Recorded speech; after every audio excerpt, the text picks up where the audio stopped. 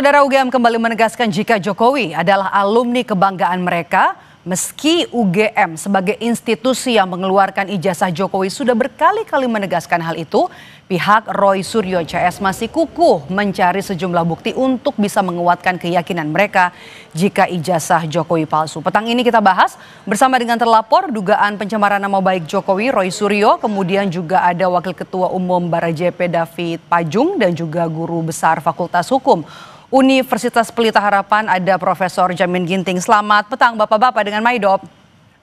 Oke, selamat sore semuanya. Sore Pak Maidop. Oke, saya mau ke Bung Roy dulu yang pertama ada di sini.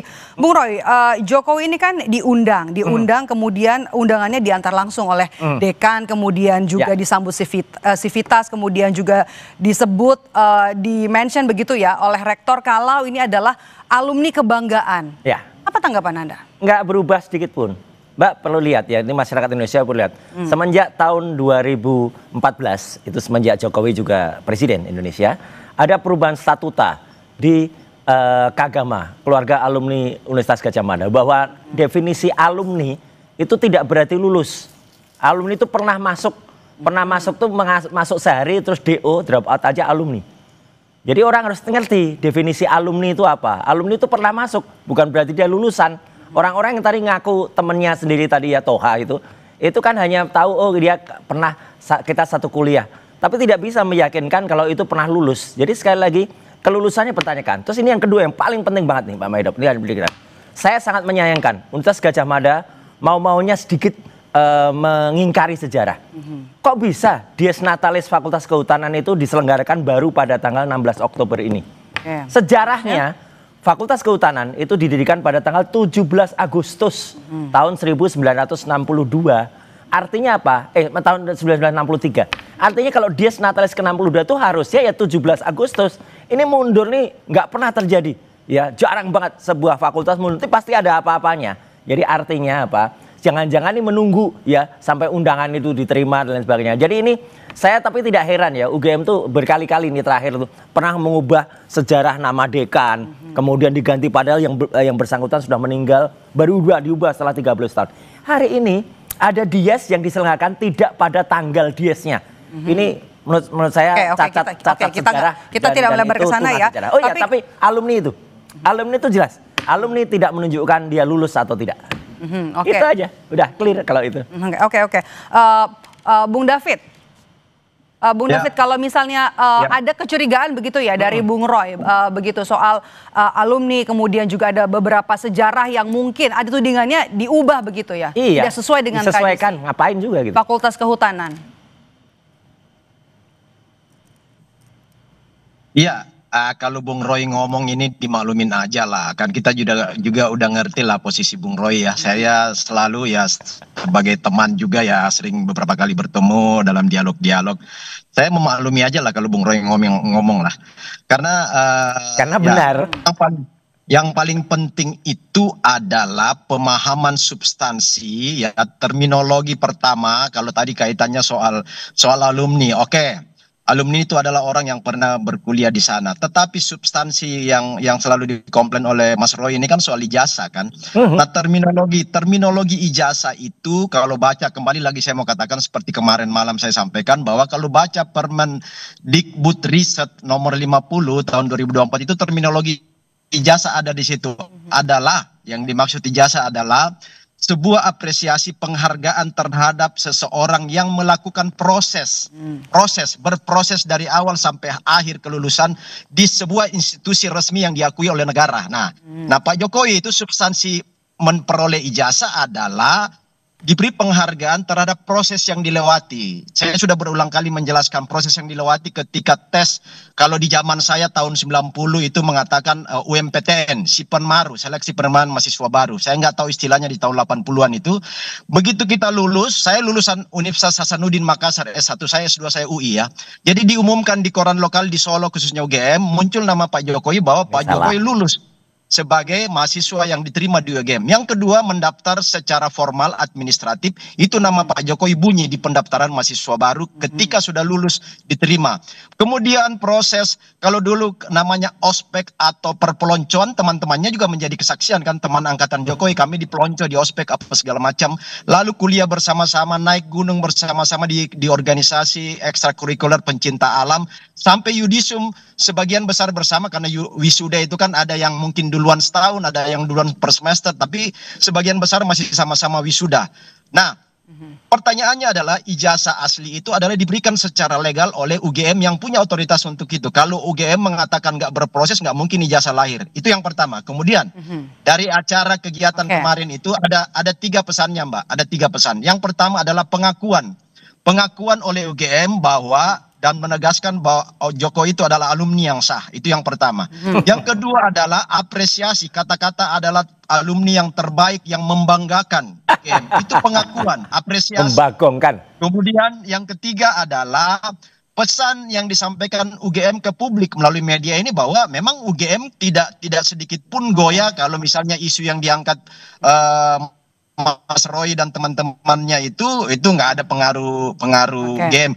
Justru harus UGM ini sebenarnya kalau mau agak sedikit lebih maju, UGM ini harus memberi sanksi kepada Mas Roy dan kawan-kawannya karena sudah menodai, mencederai dan menista UGM, seolah-olah UGM mengeluarkan ijazah palsu. Itu nggak benar banget kan, di situ poinnya sebenarnya dari. Oke, kita sudah dapat poinnya ya, Bung David. Saya mau ke Mas Roy nih. Mas Roy, tadi disampaikan sudah ada pengumuman juga bahkan ya.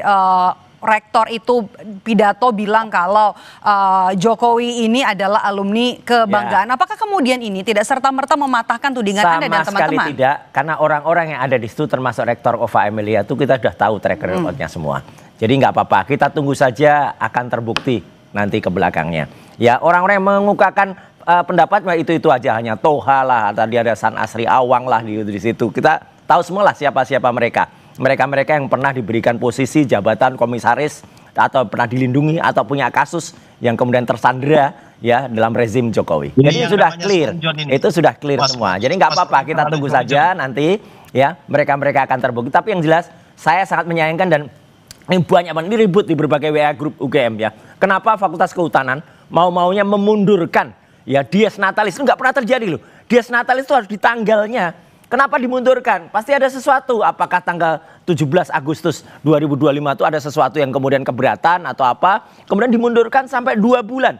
Nggak pernah. Dies UGM itu 19 Desember itu pasti. Dies Visipol itu 19 September. Dies Fakultas Kehutanan itu 17 Agustus. Nggak ada tradisi kemudian dimundurkan sampai Oktober, dan pidato yang rapat senat terbuka itu biasanya benar-benar hal yang sakral. Dikotori dengan ada yang harus nunggu sampai dengan ada orang yang hadir dan dia alumni. Alumni itu belum tentu lulus sekali lagi.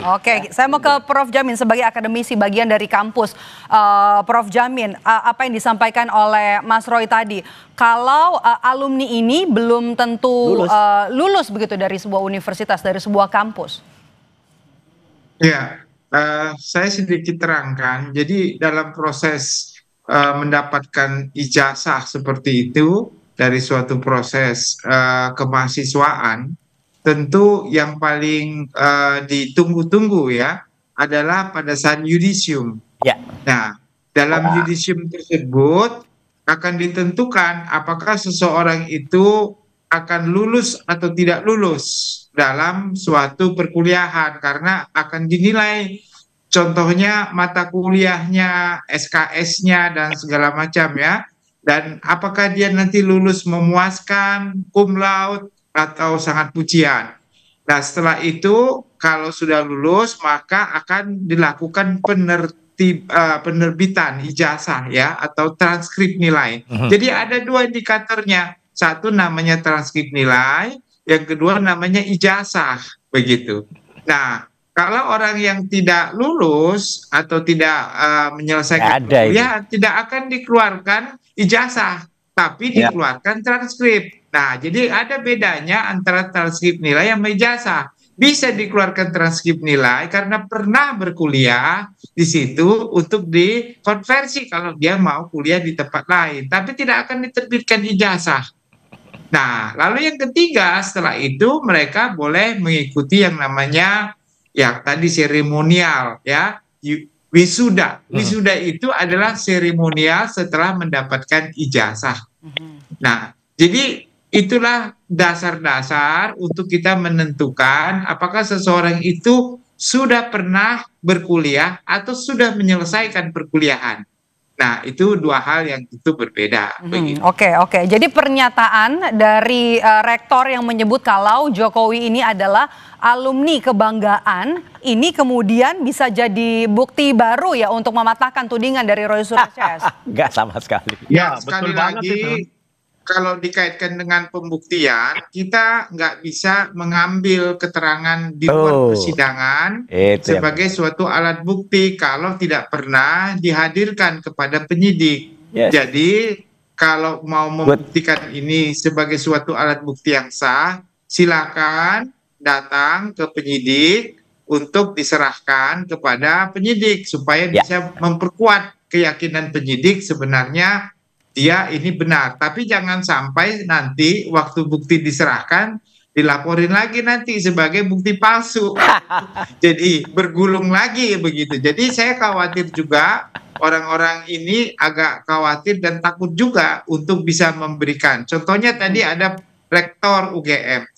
Kalau rektor UGM waktu berpidato pada saat itu meyakini bahwa Jokowi adalah alumninya, silakan dia untuk menjadi saksi di penyidikan. Nanti dia memberikan keterangan bahwa benar. Dan ini teman-temannya juga yang pernah diperiksa tentu akan memberikan keterangan untuk memperkuat keyakinan kalau sebenarnya memang dia adalah alumni yang tadi yang disebutkan. Jadi itu sebagai dasar yang kuat. Tapi kalau cuma disampaikan di ruang publik yang bukan penyidik itu nggak mempunyai nilai apa-apa begitu. Iya. Oke. Roy Suryo CS di kubu Roy Suryo CS ini kan selalu mencari bukti-bukti baru untuk membuktikan tudingan soal ijazah palsu dari Presiden ke-7 Republik Indonesia Joko Widodo, tapi tidak pernah melaporkannya ke polisi. Apa alasannya? Jangan dijawab dulu, Mas Roy. Kita bahas usai jeda. Tetaplah bersama kami di Kompas Petang.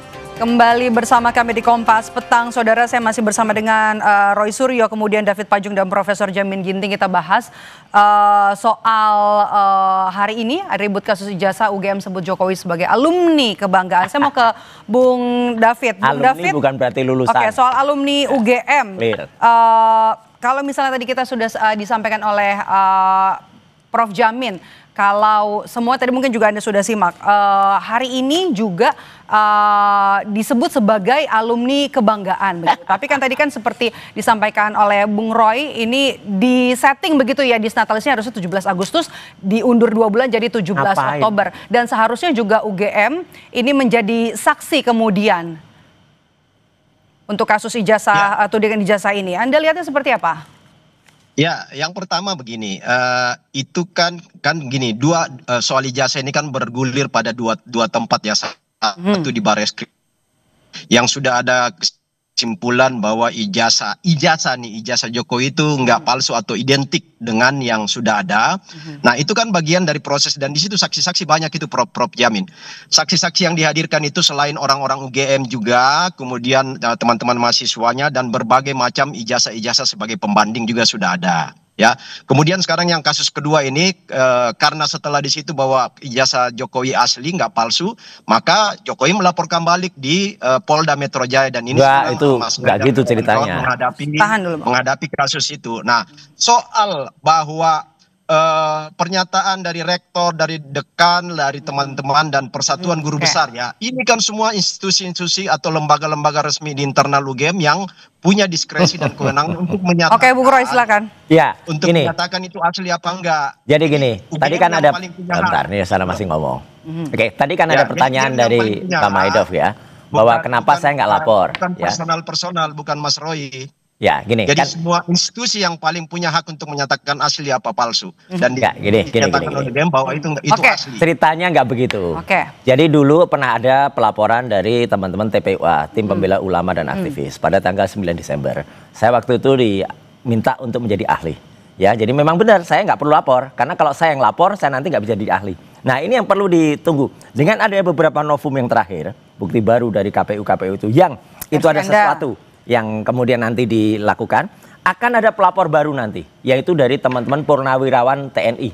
Dari purnawirawan TNI itu juga ada yang alumni UGM, ada juga yang bagian dari Rela Agama UGM. Apa yang mau dilaporkan? Sudah, itu akan dilaporkan dan itu akan menjadi laporan baru berdasarkan novum. Jadi artinya saya akan menjadi ahli lagi nanti. Gitu. Jadi saya memang nggak perlu lapor gitu loh. Itu akan dilaporkan dan itu akan clear nanti ya bahwa apa yang selama ini ada cerita dari Bung David tadi tidak persis sama. Justru laporan TPUA itu dulu itu mandek, tidak bergerak berbulan-bulan. Setelah baru Jokowi melaporkan dengan pencemaran nama baik dan fitnah.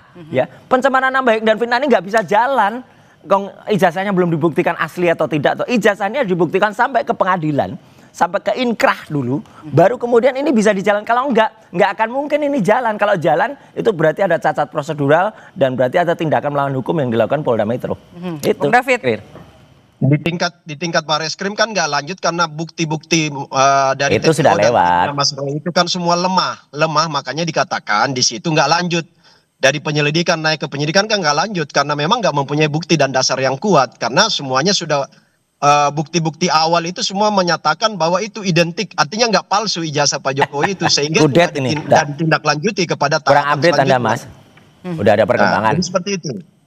Oke, Anda bagaimana Anda menanggapi sikap UGM gitu yang kembali menegaskan kalau Jokowi ini adalah alumni? Tidak gitu. ada Di tengah artinya, Anda sibuk mengumpulkan bukti-bukti baru. Tidak ada artinya apa-apa. Yang pertama itu dilakukan di acara Dies Natalis, yang Dies Natalisnya dipertanyakan. Dies Natalis kok tidak pada tanggal Dies Natalis? Ini harus dibuka, semua masyarakat harus tahu ya. Ini rame ini di WA grup UGM di beberapa fakultas.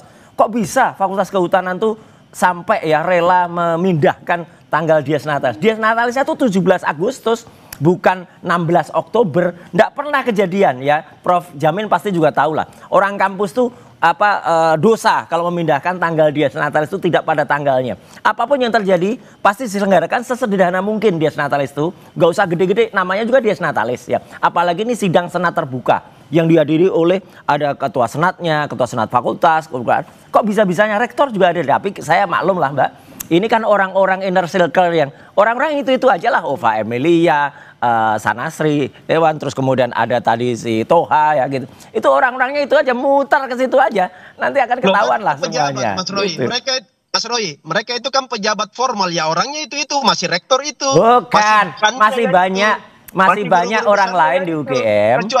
Iya, yang kemudian bisa bersuara. Kita tunggu gitu saja. Loh, cara memahaminya. Enggak, masih banyak yang bisa bersuara selain yang mereka akan tiba pada waktunya ya, dan mereka udah tersandera. Udah jelas lah itu. Ya berganti, orang yang muncul itu lain lagi. Kan hari ini mereka pejabat ya, mereka yang tampil dong. Ya nggak apa-apa, pada waktunya mereka akan tergantikan dan pada waktunya mereka akan diketahui apa yang telah mereka lakukan pada periode yang ini yang itu salah. Udahlah, tinggal kita tunggu waktu saja. Oke. Gitu. Mas Roy kan ini alumnus UGM ya. Asli saya S1, S2 saya UGM semua. Harusnya Mas Roy pertama menjaga marwah UGM. Justru kami itu menjaga marwah UGM. Saya dan teman-teman Kagama, saya dan teman-teman Rela Agama itu menjaga agar UGM itu garis lurus. Kami sangat menyayangkan. Kami sangat menyayangkan UGM rela mau ya khususnya Fakultas Kehutanan itu memindahkan tanggal Dies. Nggak pernah terjadi tanggal Dies. Nggak pernah diakui. Kalau membanggakan pasti sudah ada lah memorialnya Jokowi di UGM. Nggak pernah ada memorialnya UGM, memorial Jokowi di UGM itu nggak pernah ada. Dia nggak pernah disebut alumni yang membagongkan itu. Ya gitu. Udahlah. Kita dengarkan Prof Jamin aja. Oke, Prof. Saya mau ke Prof Jamin nih. Prof Jamin, bagaimana kemudian Anda melihat perbedaan ini? Versi dari UGM yang kemudian menyebut bahwa Jokowi adalah alumni kebanggaan, kemudian juga ada pernyataan dari Roy Surya CS begitu. Ini tidak ada artinya apa-apa. Pernyataan dari rektor ini tidak ada artinya apa-apa dan juga tidak bisa mematahkan tudingan soal ijazah palsu yang disampaikan oleh Roy Surya CS. Ya, sebenarnya kalau kita mau bicara tentang legalitas, tentu lembaga universitas yang paling berwenang untuk menyatakan bahwasanya ijazah itu atau orang itu benar-benar berkuliah atau tidak. Itu memang kewenangannya mereka. Nanti dulu dengerin dulu. Betul, Prof. Artinya kembali lagi ya Prof ke UGM ya? Ya, tetapi kalau sampai ada pihak lain yang mempermasalahkan, maka dia harus diuji kebenaran Setuju. faktual yang pernah diungkapkan tersebut. Nah, jadi pengujian faktual terkait dengan orang itu pernah kuliah atau pernah atau Iya, tidak, ini. Oke. nah itu nanti masuk ke ranah hukum. Kalau sudah Maaf saya ranah potong hukum, Prof ini bicara Ya. soal pengujian seperti yang disampaikan oleh Prof Jamin, ini pengujiannya harusnya di mana? Karena kan di Pengadilan Negeri Solo dan juga Pengadilan Negeri Sleman ini kan menyatakan bahwa tidak ada dalam ranah mereka. Apakah ini kemudian harus di Itulah. Petun?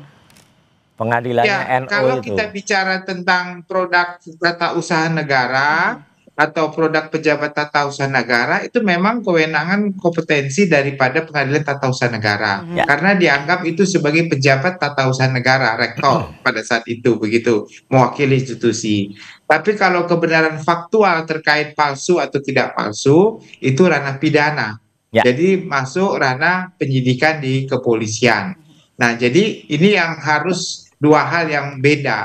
Dan nanti ditanyakan yang mana yang mau harus duluan, apakah terkait penerbitan ijazah oleh pejabat negara atau palsu atau tidak palsu. Ya. Nah, harus kalau menurut saya dari pejabat tata usaha negara lebih dahulu Setuju. untuk bisa memastikan kalau itu pernah atau tidak diterbitkan oleh pejabat tata usaha negara. Setelah kalau sudah pernah diterbitkan, apakah diterbitkan itu melanggar hukum atau tidak melanggar hukum, itulah baru masuk ranah pidananya. Jadi begitu proses sebenarnya yang Iya, harus di. cocok. Berarti Mas Roy ke Petun dulu ya. Oh iya, udah ada nanti yang akan melapor ke Petun. Oke, baik. Tapi yang jelas sayang sekali Dies Natalis Kehutanan dimundurkan 2 bulan ini gelap pernah terjadi dalam Baik, sejarah. terima kasih Banyak. Bapak-bapak sudah bergabung bersama Terima kami kasih. di Kompas Petang. Mas Roy Suryo, Makasih, Prof. kemudian Bung Makasih. David Pajung dan Mas. juga Profesor Ya. Jamin Ginting. Sehat selalu Bapak-bapak. Yuk.